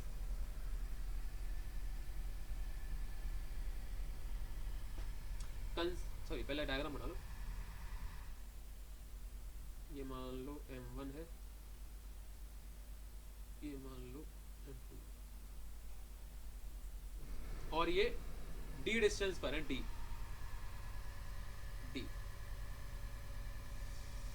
ठीक है। इनके कहीं ना कहीं बीच में होगा सेंटर ऑफ मास, इसको नाम देते हैं C। भैया कोई हमें एबीसीडी सिखा रहा है। एबीसीडी मतलब देखो आप चैट खोल के देखो, और फिर लेफ्ट भी हो गया वो। एक मिनट, ABCD EFGH, कोई नहीं, चलो मैं इसका रिप्लाई उसके आने के बाद दूंगा। अच्छा सुनो ठीक है। सुनो, तुम जब वो जयंत आ जाना तो ये बात फिर से बोलना। क्या हो रहा है भाई यहाँ पे, ये कोई एबीसीडी सिखा रहा है। चलो कोई नहीं, लोग अपने आईक्यू के हिसाब से सारे काम करते हैं। खैर देखो जरा, यहाँ पर मान लेते हैं 0 है, ठीक है, ये m1 है, ये m2 है। तो देखो अगर ये 0 है तो इस m1 के कोऑर्डिनेट क्या हो जाएंगे, 0,0, ठीक है, और m2 को क्या हो जाएंगे, d,0, कोई दिक्कत नहीं, ठीक है। और मैंने m1 को ही ओरिजिन माना है, मेरी मर्जी है मैं कहीं भी मानूं, ठीक है। यहाँ लिख लेते हैं, कंसीडरिंग m1 एज ओरिजिन, ठीक है। अब देखो सही बताऊं, उसमें कोई प्रूफ है नहीं, मैं OC फाइंड करूंगा, OP फाइंड करूंगा और डिवाइड लगा दूंगा दोनों का। जब मैं सारी काटपीट करूंगा तो वो आ जाएगा m2:1, m2:m1, तो इतना ही करना है मुझे। देखो जरा, मैं आवाज नहीं आ रही आपकी। मैं ये कह रहा हूँ, मैं ऐसा कोई भयानक प्रूफ है नहीं है, मैं सिर्फ OC निकालूंगा सेंट्रल मास के फॉर्मूले से कहीं ना कहीं कैसे ना कैसे करके, फिर OP निकालूंगा। ये मैंने, ये P है, ये इतना OC है और इतना OP है, OC निकालूंगा, OP निकालूंगा, दोनों का डिवाइड लगा दूंगा, ठीक है। वो अपने आप m2:m1 आएगा। देखो जरा, XCOM का फॉर्मूला क्या बनेगा अपना, simple, m1 into 0 plus m2 into d upon m1 plus m2, ठीक है। अब मेरी बात ध्यान से सुनो, ये क्या है, x coordinate of centre of मास क्या है। तो मैंने लगता कि ये वाला डिस्टेंस है, बताओ, हेलो, जो XCOM है वो सेंटर मास का x कोऑर्डिनेट है।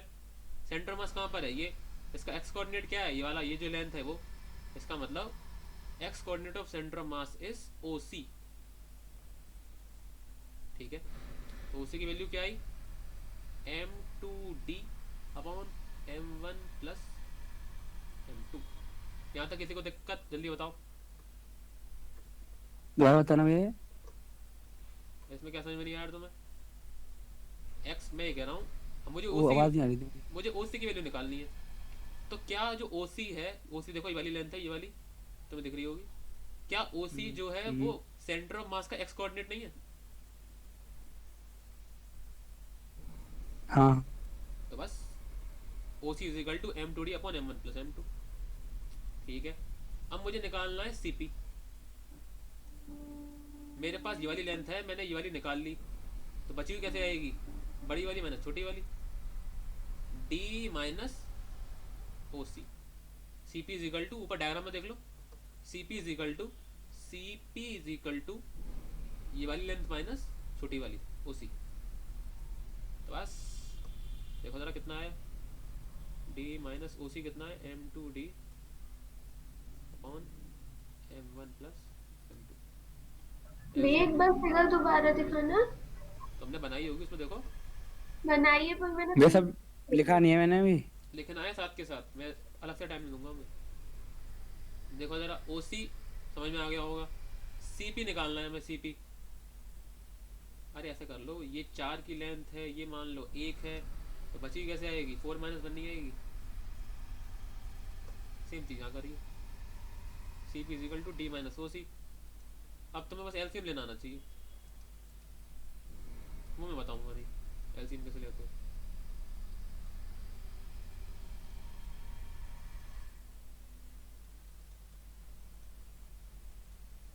ठीक है, इसको सॉल्व करो, काट पीट करो, तो एम टू डी कट जाएगा, क्या बचेगा, m one d upon m one plus m two, ये आ गई सीपी की वैल्यू।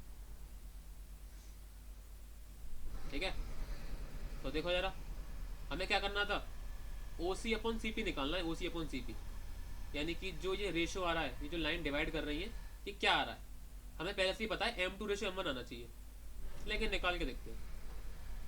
देखो जरा, तो हम क्या निकाल रहे हैं, ओ सी अपॉन सी पी। ओ सी देखो कितना है, ओ सी कितना है, m two d upon m one plus m two, C P कितना है, m one d upon m one plus m two. थोड़े काट पीट करें, डी से डी गया, m one plus m two से m one plus m two गया, क्या बचा, m two upon m one. ठीक है, इसका मतलब अब हम सिंपल उसमें लिखते हैं, ओ सी रेशो सी पी क्या आया, m two ratio m one है। बहुत ही ज़्यादा इंपॉर्टेंट रिजल्ट है, तुम्हें लग रहा होगा बहुत सिंपल है, इन्वर्सली यही तो है, बस इन्वर्स रेशो है, बहुत अच्छा है। ठीक है, तो ये हो गया। एक बार इसको डायग्राम के थ्रू बना लो शॉर्ट में, जिससे कि याद रहे। ये मान लो m1 है, वे स्क्रीन नहीं आ रही मेरे पास। अरे यार आएगी आएगी। भैया हम इसे as a short trick use कैसे करेंगे, ये तो अरे अभी वो भी नहीं समझ अरे आया। वो मैं क्यों बैठा हूँ यहाँ पे, मैं क्यों बैठा Okay. हूँ, m2 रेशो m1, क्यों ये क्या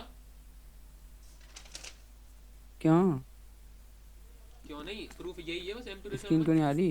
अच्छा स्क्रीन क्यों नहीं आ रही यार, मैं कैसे बताऊँ। लेफ्ट करके फिर से ज्वाइन करने की कोशिश करो, सबको तो आ रही है। ये कौन था अभी? कौन कौन, ये वॉलपेपर है। हाँ तभी कौन सा कैरेक्टर है? अरे मुझे नहीं पता, मुझे अच्छा लगा मैंने लगा लिया। स्क्रीन आ रही है। क्या हो गया, यस को राइट। दूसरा पॉइंट देखो, दूसरा पॉइंट क्या कह रहा है, दूसरा पॉइंट का देखा जाए तो काफी आसान है। दूसरा पॉइंट ये कह रहा है कि मान लो ये एक स्क्वायर है, स्क्वायर बन लगा नहीं रहा है, ये मान लो एक स्क्वायर है, या स्क्वायर नहीं, स्क्वायर शेप में मासेस रखे हुए हैं, एक यहाँ पर एक यहाँ पर, ठीक है, और इक्वल मासेस हैं, अभी फिलहाल थोड़ी देर के लिए मान ले रहे हैं। ठीक है, तो तुम्हें डायरेक्ट पता है इसका सेंटर मास कहाँ होगा, बिल्कुल बीच में होगा यहाँ पर, COM। ठीक है, और मान लेते हैं एक यहाँ पर रखे हैं 3 मासेस। ठीक है, तो इसका तुम और ये भी सारे इक्वल है, तुम्हें पता है इसका सेंटर मास कैसे आएगा, बिल्कुल बीचों बीच, वो तुम निकाल लोगे। ठीक है, बात ये आती है कि क्या ये मैंने इसका अलग निकाल लिया और इसका अलग निकाल लिया। ठीक है, अगर मैं तुमसे कह दूं कि इन 4 5 6 7 इन 7 मासेस का सेंटर मास निकालो,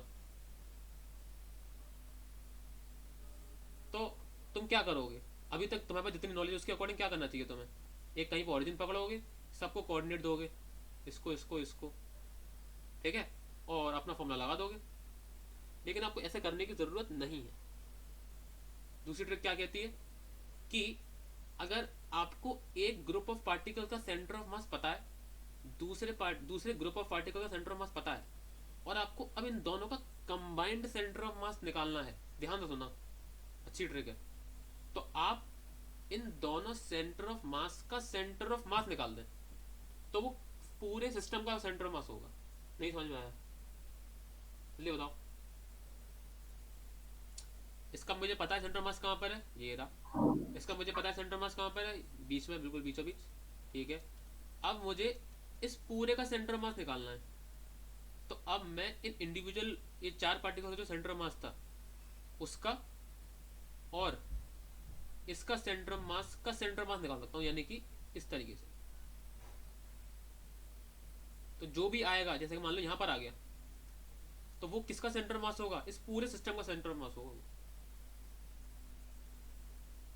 तो भैया सेंटर ऑफ मास तो उसके रेशियो से आता है मास के, पर इस पॉइंट पे मास।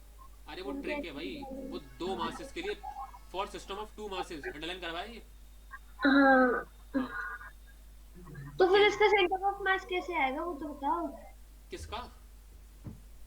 ये दोनों सेंटर मासेस के बीच का देखो सुनो, सेंटर ऑफ। मैं बता देना, कोई दिक्कत नहीं। देखो जरा, मान लेते हैं सबका एम एम है, अब थोड़ा शॉर्ट में लेते हैं, ये एम है, ये भी एम है, और ये भी एम है, और ये भी एम है, ये भी एम है, ये भी एम है, और ये भी एम है। ठीक है, तो मैं इसका सेंटर ऑफ मास मालूम पड़ गया। ठीक है, एक बार जब सेंटर ऑफ मास मालूम पड़ जाए तो सेंटर ऑफ मास की डेफिनेशन में क्या है, सेंटर ऑफ मास एक बार फाइंड करने के बाद आप मान सकते हैं कि पूरी बॉडी का मास कॉन्सेंट्रेट वहीं पर है, सेंटर ऑफ मास पे। तो आप इस पार्टिकल को भूल ही जाएं इन सबको। अब आप ये मान लें कि ये 4m मास का पार्टिकल है यहाँ पर। ठीक है, इसका सेंटर मास निकाल लिया, कोऑर्डिनेट भी आ ही गए होंगे। तो आप ये मान लें कि यहाँ पर एक 3m मास का पार्टिकल है। अब तुम इसका निकाल सकते बड़े आसानी से। हाँ, अब इसका थोड़ा इस तरफ आएगा, अब आपका पॉइंट गलत हो गया भैया। अरे यार मुझे माफ कर दो, ये यहाँ पर आएगा कहीं, बाहरी बाहरी की तरफ थोड़ा डेविएटेड। ठीक है, और मेरे जैसे माफी तो क्यों मैं, मांग रहे थे आप? भैया पता है मेरा कॉन्सेप्ट बिल्कुल यही पे था, अब सुनो सुनो, बिल्कुल जस्ट यही था। अब सुनो, अब हमें एक चीज और पता है कि ये 3:4 में बटेगा। हाँ ठीक, मैं ऐसे ही बता रहा हूँ। चलो, इसका मतलब भैया, ये तो ये हुआ, हम 3:4 इसका क्या कहेंगे, ये इसका क्या है? वो अब देखो मैं एक बार फिर से बना दूं, कंट्रोल Z। हाँ, तो ये 4m पेमेंट है कैसे है? और ये 3m है, और ये 3:4 में बटा हुआ है। तो अब इसका इससे डिस्टेंस कितना है ये तुम्हें मैथ में बताया जाता है, लेकिन मुझे पता है तुम्हें नहीं याद होगा। कि मान लो अगर ये 0 है, यहाँ पर 0 है, यहाँ पर मान लो, याद है, अच्छा याद है तो सही है, मैं बता दूंगा तुम्हें। अभी पढ़ा है स्ट्रेट लाइन में। तो पता होना मेरे चाहिए। टाइम की आज किसी को नहीं पता पड़ रही होगी। नहीं, ये टॉपिक खत्म होने के बाद ही करूंगा, क्योंकि ये कंटिन्यूस टॉपिक है, बीच में रुक नहीं भैया सकता। सवा क्या है वो नहीं है? तो तुमने इतनी बीच में मजाक वजाक भी तो किए। कहाँ मजाक किया है हमने? अच्छा ये नोट लिख लो, फिर बाद में बात करेंगे।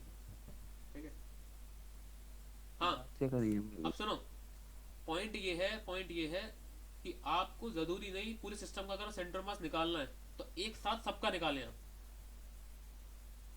ठीक है, देखो इसका फायदा क्या है, और एक छोटा सा एग्जांपल देता हूँ।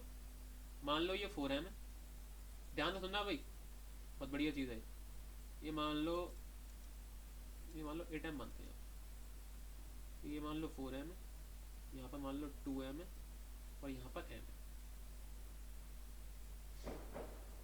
ठीक है,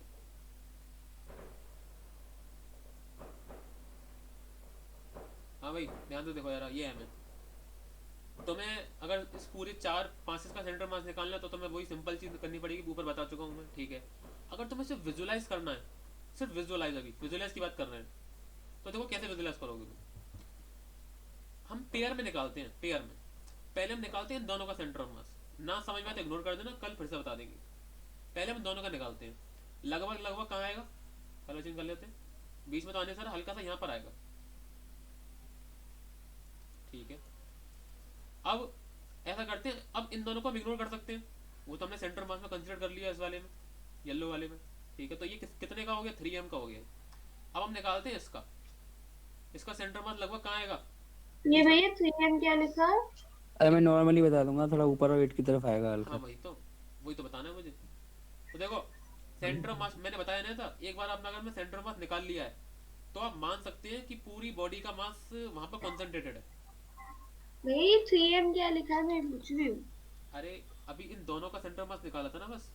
हाँ तो वो इस पॉइंट पे निकल गया, फिर उसे ठीक अच्छा है, मान लिया है 3m। हाँ 3m। अच्छा ठीक है। ठीक है, अब मैंने कहा था सारी कैलकुलेशन हम यहाँ करके कर सकते हैं।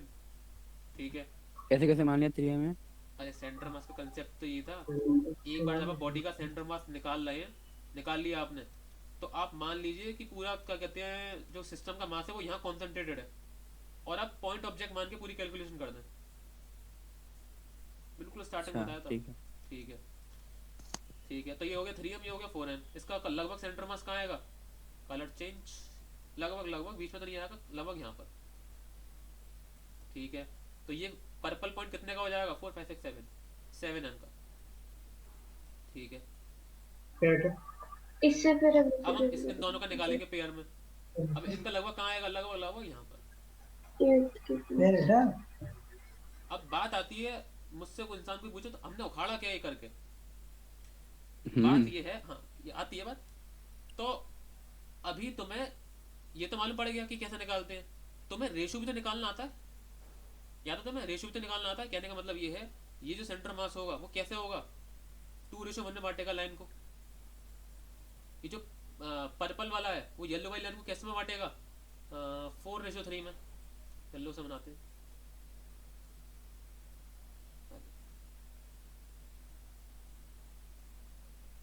ठीक है।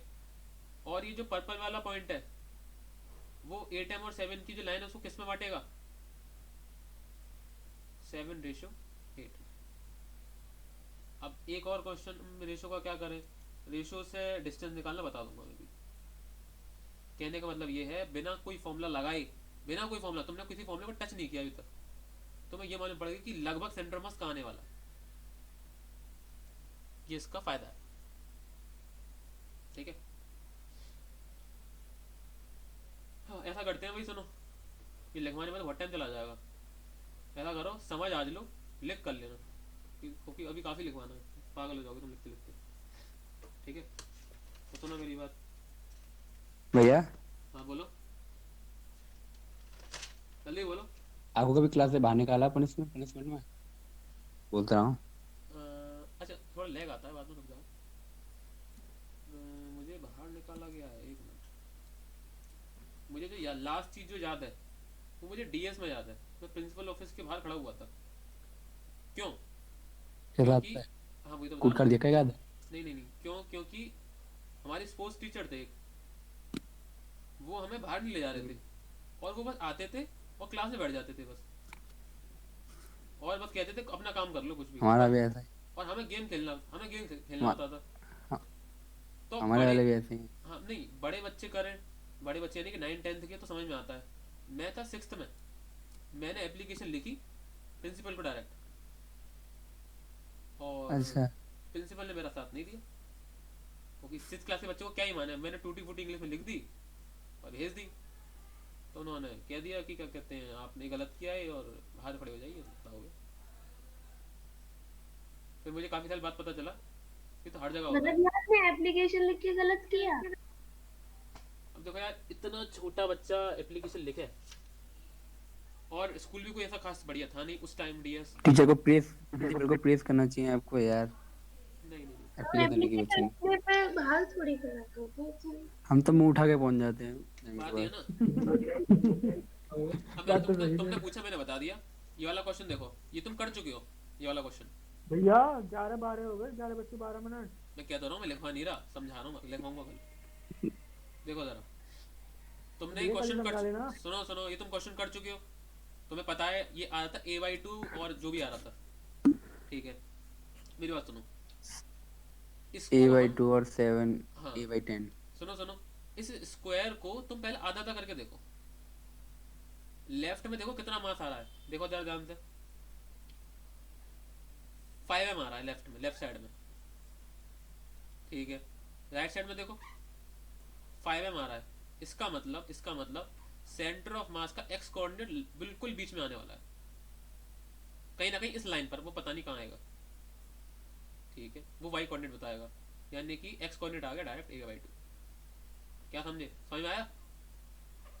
आ गया भैया। ठीक है, अब देखो एक और चीज, अब ऐसा करते हैं इसको। ओ भैया दोबारा बताना ए बाई टू कैसे आ गया डायरेक्ट? अरे यहाँ देखो, लेफ्ट और राइट साइड क्या दोनों तरफ मास इक्वली नहीं है, 5m 5m। हाँ इसका मतलब लेफ्ट में भी 5m, राइट में भी 5m, इसका मतलब सेंटर मास कहाँ आएगा, बिल्कुल बीच में। बिल्कुल बीच में, हाँ ठीक है। लेकिन अभी 2D बात चल रही है, इसका मतलब हमने सिर्फ x कोऑर्डिनेट निकाला है, ठीक है। y कोऑर्डिनेट कैसे निकालेंगे, देखो यार, इसको हॉरिजॉन्टली बांटते हैं, कलर चेंज कर लेते हैं। तो ये साइड्स को आप ए तो लिख दो, तभी तो हम ए बाई टू इसे बोलेंगे, ऐसे कैसे अरे वो तो बोलेंगे? ऊपर वाला क्वेश्चन तुम्हें पता ही है ना। अरे नहीं हमें नहीं पता, आप लिखो यार तो दोबारा। ठीक है, अब देखो जरा, ये क्या कहते हैं, ऊपर कितना है 7, 4 5 6 7, हाँ 7, और नीचे कितना है 3। इसका मतलब क्या हुआ, जहां पर भी, सॉरी, ऊपर कितना था 7 है और नीचे कितना था 3m। इसका मतलब बीच में नहीं, थोड़ा सा ऊपर की तरफ आएगा, कहीं ना कहीं यहाँ पर कहीं, ठीक है। और ये जो लाइन होगी वो किस में बटेगी, 7:3। ये उल्टा लिखना नहीं जा रहा, ऐसे लिख देते हैं 7:3 में। समझ में आया, जल्दी बोलो। ये ट्रिक है, बहुत बढ़िया बढ़िया, मजा आएगा उसको पढ़ने से। इससे भयानक भयानक क्वेश्चन भी करा दूंगा जल्दी में। हाँ आ गया मजा। ठीक है, अब बस तुम्हें क्या करना है, 7:3 से डिस्टेंस कैसे निकालते हैं वो तुम्हें पता लगाना है बस। तो भाई पहले की मैथमेटिक्स है, ठीक है। और एक चीज और देखो, मैंने एक तुम्हें होमवर्क दिया था, होमवर्क नहीं, होमवर्क की जस्ट बाद वाला, क्या था वो, ये था क्यूब, जो था क्यूब, याद होगा। क्यूब बन नहीं पा रहा है जल्दी जल्दी में, ठीक है। ये स्क्वायर है भाई, ट्रिपेजियम बन गया थोड़ा सा, 2m 2m 2m 2m। तुम्हें क्या पता है, ये m है, एक मिनट n m n, तुम्हें क्या पता है, जबरदस्ती पूरे का निकालने की जरूरत नहीं है, हम ग्रुप में भी निकाल सकते हैं किस्तों में। तो देखो, मैं इन 8 पार्टिकल्स को 2 पार्ट में डिवाइड करता हूँ, एक तो 2m 2m 2m वाला, और एक m m m m वाला, ठीक है। हर जगह 2m 2m है, इसका मतलब सेंटर मास इन चारों का कहाँ आएगा, बिल्कुल बीचों बीच, ठीक है। तो इसका बीच वाले का मास में क्या मान सकता हूँ, 8m, ठीक है। और ये जो पीछे वाला है वो ये वाला है राइट साइड में, ये भी हर जगह m m m है, इसका मतलब इसका भी सेंटर मास कहाँ आएगा, बिल्कुल बीचों बीच, कितना आएगा। और इसका मास कितना होगा, क्या मान सकते हैं हम, 4m, ठीक है। इसका मतलब क्या हुआ, अब बात आती है इमेजिनेशन में। अब हमें इन दोनों का सेंटर मास निकालना है, तो वो सेंटर मास कहाँ आएगा, थोड़ा सा यहाँ की तरफ टिल्टेड, और किस में डिवाइड करेगा वो, 4:8 में, या फिर 1:2।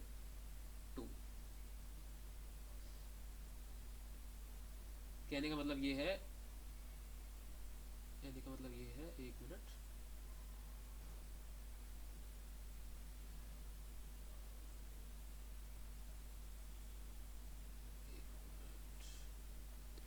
भैया 11:30 बजे। हाँ बताया मुझे।